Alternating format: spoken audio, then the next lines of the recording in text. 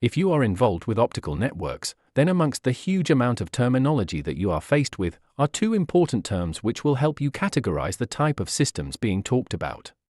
These terms are direct detection and the alternative approach of coherent detection.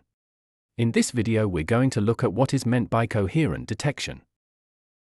In a coherent detection system, the information may be coded into the phase of the light wave, as well as into the intensity or amplitude of the light.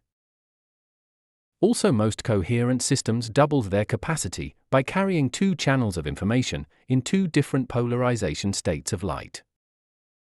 So the task at the receive end of the link, to convert our optical signal back to an electronic signal, is a great deal more complicated than it is in direct detection systems.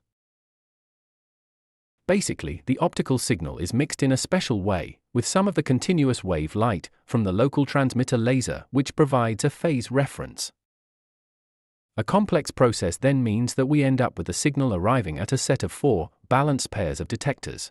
Between them, the electrical output from these carries all of the information about the signal's intensity, phase, wavelength, and its polarization state.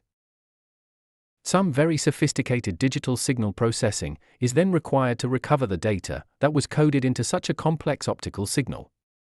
This is why coherent detection systems are generally much more expensive than direct detection systems. Coherent systems can be used to provide very high data rate channels, such as 100, 400, or 800 gigabits per second, but they are also capable of over a terabit per second.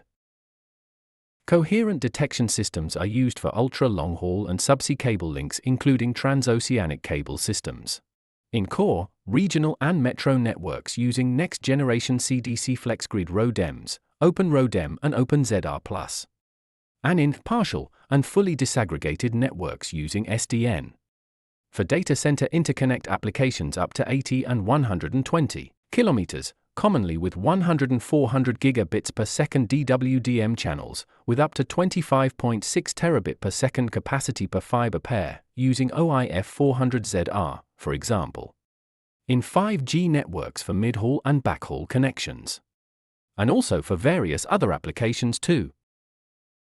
Why not attend a certified optical network engineer course to learn more about coherent detection transmission systems, and also to learn more about the various other challenges of high-performance optical networks?